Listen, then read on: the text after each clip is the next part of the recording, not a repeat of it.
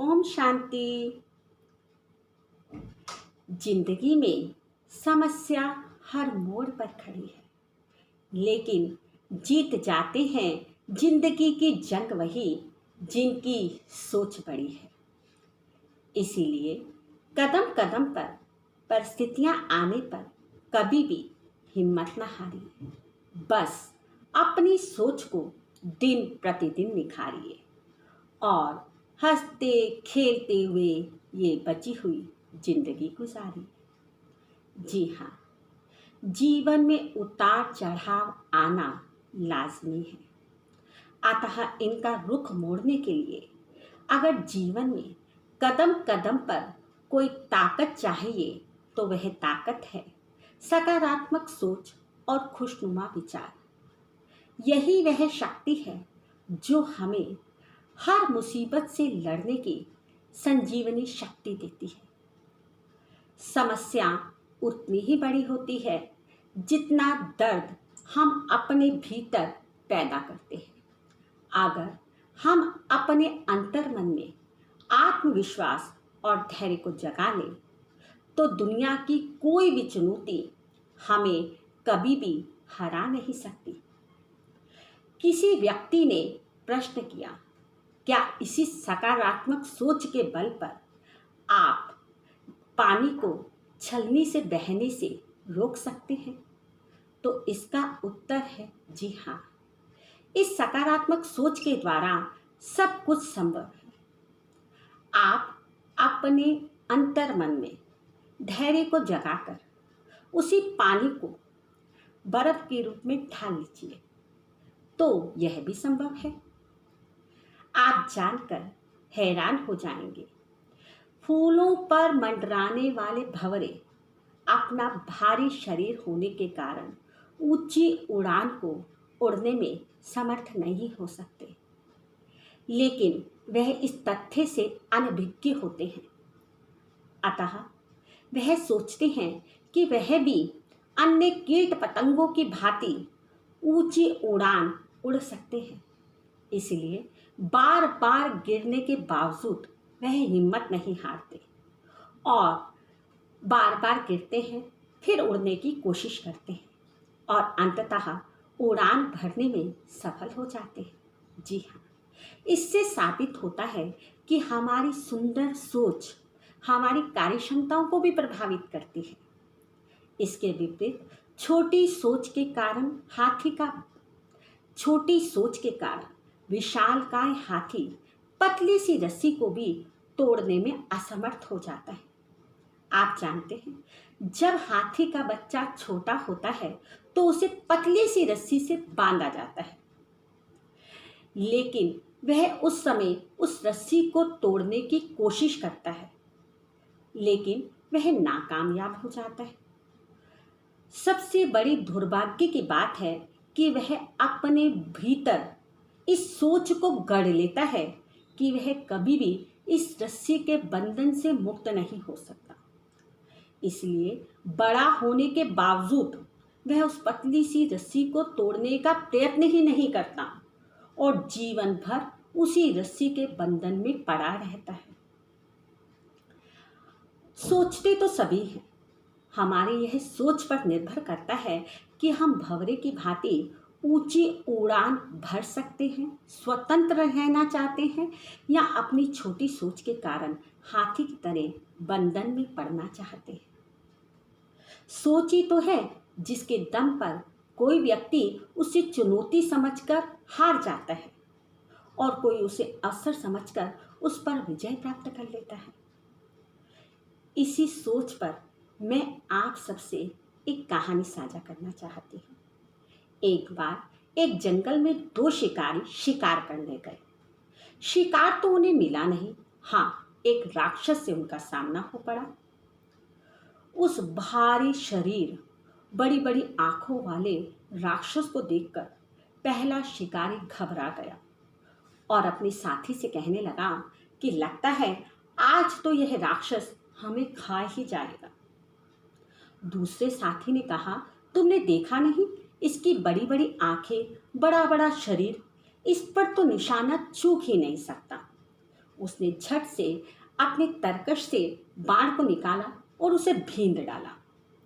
आप देखिए, राक्षस वही था, लेकिन दोनों व्यक्तियों की सोच भिन्न भिन्न थी, तो परिणाम भी भिन्न भिन्न आया। इसी सोच के बल पर एवरेस्ट पर चढ़ने वाली अरुणिमा सिन्हा ने अपनी दूरदृष्टि के द्वारा इतिहास रच डाला। आर्टिफिशियल पैरों के बावजूद उसने बुलंद हौसलों के बल पर एवरेस्ट पर अपनी सफलता का मुकाम हासिल किया।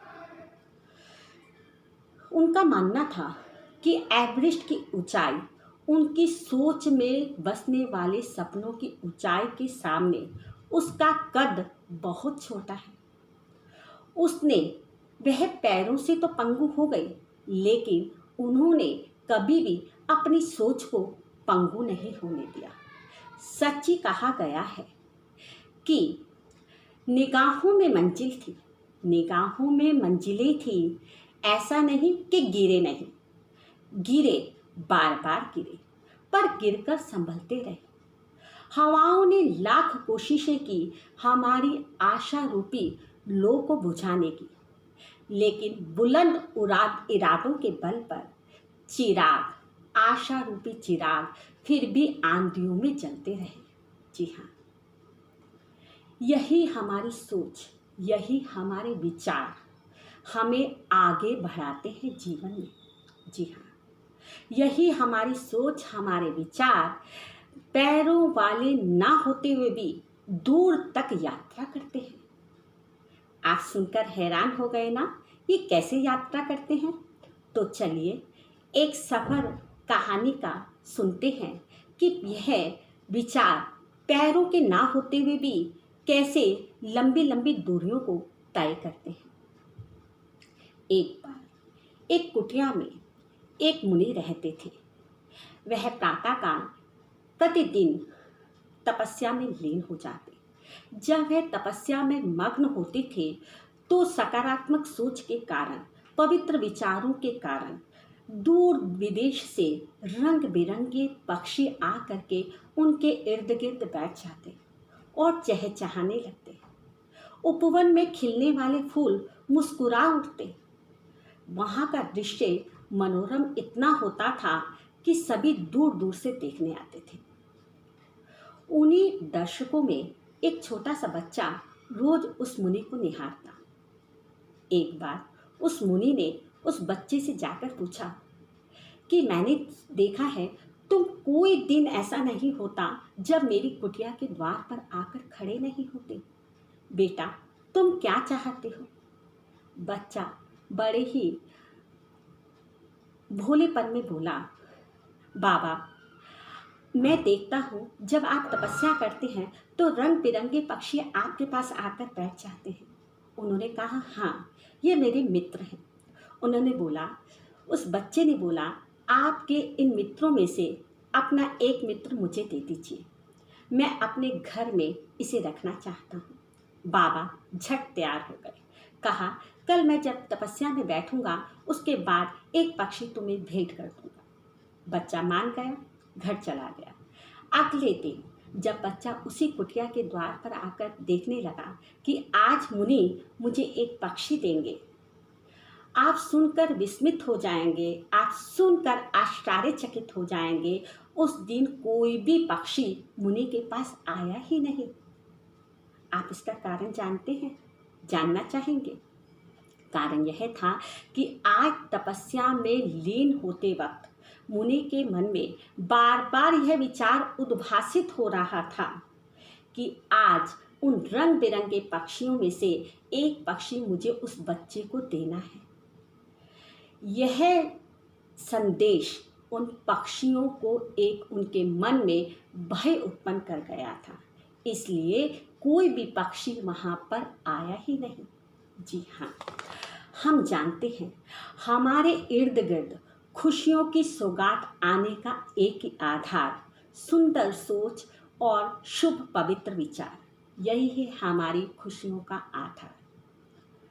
आप और मैं इस बात को कभी भी नज़रअंदाज नहीं कर सकते कि सोच के कारण ही रिश्ते, बिजनेस, फैमिली, हेल्थ, करियर सब कुछ पनपते हैं, फलते फूलते हैं। और इसी नकारात्मक सोच के कारण सब कुछ मिट्टी में मिल जाते हैं। जी हाँ, जब भी हम कुछ सोचते हैं तो हमारे आसपास आभा मंडल में एक ऊर्जा चक्र सा बन जाता है, और वह ऊर्जा चक्र हमारे शरीर के भीतर 7 चक्रों में प्रवेश करके क्रियाशील हो जाता है। वह एक मैसेंजर का कार्य करता है। इसीलिए हम जैसी भावना करते हैं, जैसा हम सोचते हैं किसी दूसरे के लिए, उसका प्रतिबिंब सामने वाले पर पड़ने लगता है। यह तरंगे इतनी प्रभावशाली होती हैं कि बिन कहे ही महसूस होती हैं, उनका एहसास होता है। यही कारण है कि किसी भी व्यक्ति के हमारे सामने उपस्थित होने पर हमें उसके बिन कहे ही सुखद अनुभूति और उदासीनता का एहसास होने लगता है। हमारा व्यवहार हमारा व्यवहार उसके प्रति वैसा ही हो जाता है। यह बात दोनों ही पक्षों पर निर्धारित करती है, क्योंकि जब कोई नकारात्मक प्रवृत्ति वाला व्यक्ति हमारे सामने उपस्थित होता है तो हमारा मन बार बार हमें यह संदेश पहुंचाता है तरंगों के माध्यम से कि यह व्यक्ति हमें पसंद नहीं करता, यह व्यक्ति हमारी कदर नहीं करता। आप जानेंगे, हम बार बार दोहराते हैं, अपने मन को इस मैसेज को कन्वे करते हैं। उस मन की तरंगे फिर उसी दूसरे व्यक्ति को यह मैसेज कन्वे करती है। इन तरंगों के घात प्रतिघात से दोनों का आचरण, दोनों के आचार विचार बिल्कुल मैच होने लग जाते हैं। दोनों का आचार विचार एक दूसरे के प्रति वैसा ही प्रतिबिंबित होने लगता है। हमारे मन के विचार एक बीज हैं, वह बीज वहीं पर फूटते हैं और प्रतिफलित होते हैं। जी हाँ, इसको मैं एक कहानी के माध्यम से साझा करना चाहूँगी कि कैसे विचार एक दूसरे पर प्रतिबिंबित होते हैं। एक बार एक राजा के दरबार में एक चंदन का व्यापार करने वाला सेठ आया। वह अपने साथ बहुत सारा धन लाया, क्योंकि वह राजा के दरबार में उसी राज्य में चंदन का कारोबार बढ़ाना चाहता था। उसने राजा से आकर के इसके लिए आज्ञा मांगी। राजा ने कहा ठीक है, लेकिन पता नहीं क्या राजा ने मन में विचार किया कि किसी तरह इस सेठ का इतना अधिक धन हड़प लिया जाए। इसके लिए इसको मैं बंदी बना दूंगा और इसका सारा धन हड़प लूँगा। इसीलिए राजा ने अपने मंत्री के घर में उस सेठ को ठहराया।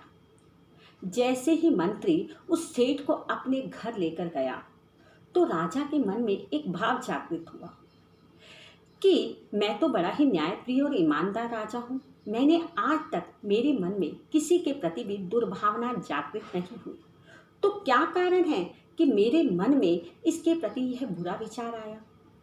राजा ने मंत्री से इस बात को जानने की इच्छा की। उस मंत्री ने उस सेठ से जब उसका अच्छे ढंग से अतिथि सत्कार करके जानना चाहा कि आप क्या चाहते हो, तो आप सोचकर हैरान हो जाएंगे। सेठ ने मंत्री को कहा कि मैं सोच रहा हूँ आप और मैं मिलकर एक योजना बनाते हैं कि राजा किसी भी तरह मृत्यु को प्राप्त हो जाए, क्योंकि मैं चाहता हूँ जब राजा मृत्यु को प्राप्त होंगे तो मेरा कारोबार और भी फलीभूत होगा। चंदन की लकड़ियों के द्वारा राजा का अंतिम संस्कार किया जाएगा और मेरा कारोबार फलेगा फूलेगा। यह कारण था कि राजा के मन में भी उस सेठ के प्रति दुर्भावना और उस सेठ के मन में भी राजा के प्रति दुर्भावनाएं कैसे आपस में बिल्कुल एक जैसी प्रतिबिंबित होने लगी। अमेरिका के एक स्कूल में सर्वे किया गया, एक न्यू टीचर को अपॉइंट किया गया और वहाँ एक क्लास में से 5 एवरेज स्टूडेंट्स को निकाला गया और उस टीचर को बताया गया कि ये 5 स्टूडेंट्स एक्स्ट्रा ओवर टैलेंटेड हैं, ये आउटस्टैंडिंग बच्चे हैं। उस टीचर ने उस बात को मान लिया।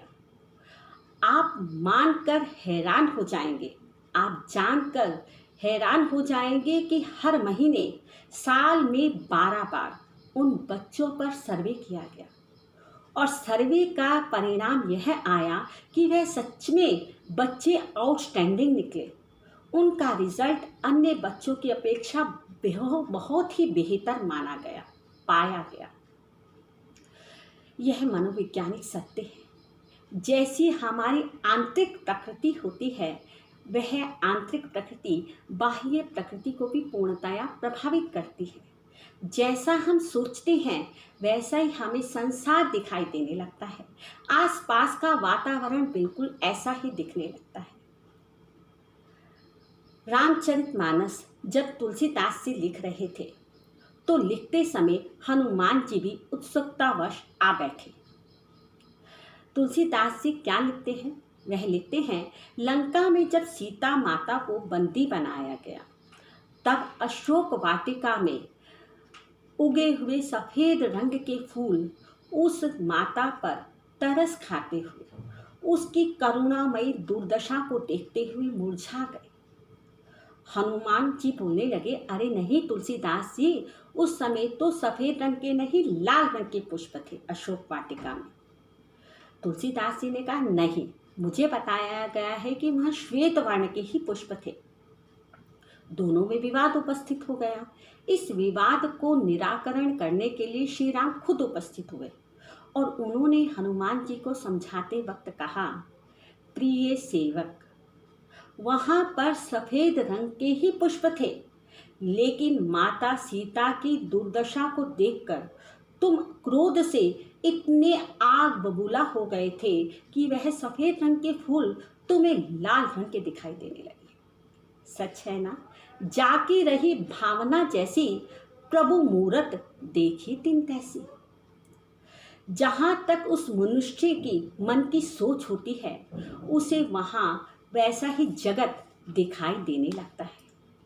पहुंच उसकी वहां तक है, सोच जिसकी जहां तक है। अगर हम अपनी सोच को बदल दें तो हमारी शख्सियत बदलते देर न लगेगी। हमारे बिगड़े हुए हालात भी सुधर जाते हैं इसी सोच के बल पर। यही कारण है कि एप्पल के फाउंडर स्टीव जॉब्स, फेसबुक के founder Mark Zuckerberg, APJ Abdul Kalam और लेरी पेज, गूगल के फाउंडर, ये जमीन से उठे, लेकिन अपनी सोच के बल पर इन्होंने सफलताओं पर अपना मुकाम हासिल कर लिया। कश्तियाँ बदलने की ज़रूरत नहीं, कश्तियाँ बदलने की ज़रूरत नहीं, दिशा को बदल लो, अपने मन के विचारों को बदल लो। टूटे फूटे किनारे खुद ब खुद बदल जाएंगे। अंततः कहना चाहती हूँ, हमारी सोच एक कल्प वृक्ष है। इससे जैसा जो चाहोगे वही पाओगे, जैसा सोचोगे वैसा बन जाओगे, वैसा ही फल पाओगे। हमारी सोच पर निर्भर करता है कि हम क्या सोचते हैं। जब परिस्थितियाँ आती हैं तो हमारी सोच के प्रतिक्रिया की गई प्रतिक्रिया ही हमारा परिणाम निर्धारित करती है। अतः सोच अगर अच्छी सोच होगी तो खुशियों का खजाना मिलेगा। जी हाँ, शर्त लगी थी खुशियों को 2 अल्फाजों में लिखने की।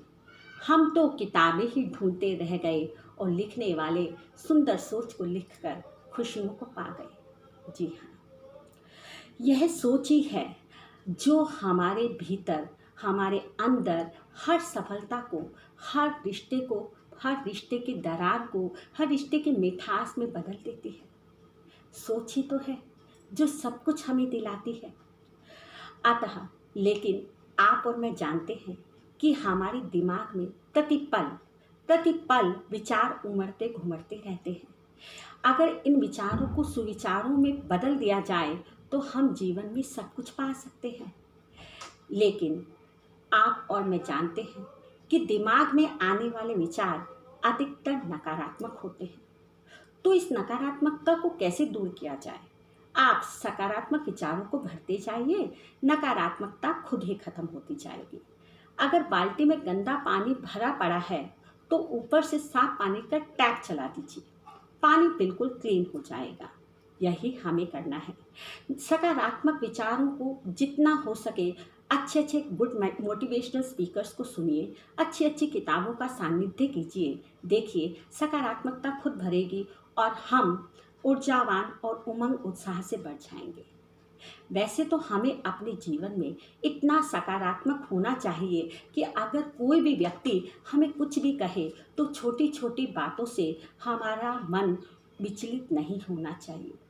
किसी भी व्यक्ति के द्वारा की गई हमारी आलोचनाएं हमें प्रभावित नहीं करनी चाहिए, लेकिन फिर भी हमारा यह कर्तव्य है कि हम जितना हो सके नकारात्मक लोगों से दूर रहें, क्योंकि ये वो लोग हैं जो दूसरों का मूल्यांकन करते हैं। दूसरों की आलोचनाएं करने में इन्हें आत्मसंतुष्टि का अनुभव होता है। अतः इनसे दूरियां बनाना ही हमारे जीवन में एक सफलता का रहस्य है। जैसे लोहे को उसका जंग खत्म कर देता है, उसी प्रकार नकारात्मक लोगों का संग हमारे भीतर हमारी ऊर्जा, उत्साह और खुशियों को खत्म कर देता है। पैर में लगी हुई मोच और बुरी सोच हमें कभी भी जीवन में आगे नहीं बढ़ने देती। मंदिर में जाने से कुछ नहीं होता। जी हाँ, हमें सुंदर विचारों को अपने अंदर सजाना होगा।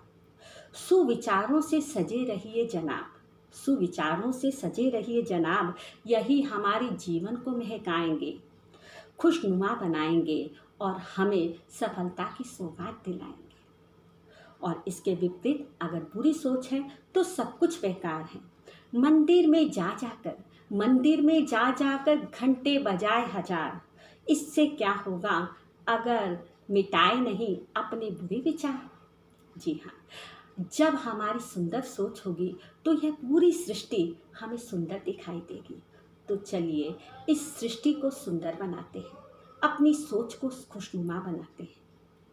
अंततः हवाएं भी तेरे प्रतिकूल होंगी, लोग भी कभी कभी तुझे गिराएंगे। जी हाँ, हवाएं भी तेरे प्रतिकूल होंगी, लोग भी तुझे गिराएंगे, पर तुम अपनी सुंदर खूबसूरत सोच को बरकरार रखना। आज नहीं तो कल तुम्हारी ही निंदा करने वाले लोग तुम्हारे पीछे पीछे आएंगे, तुम्हारे पीछे पीछे आएंगे। ओम शांति।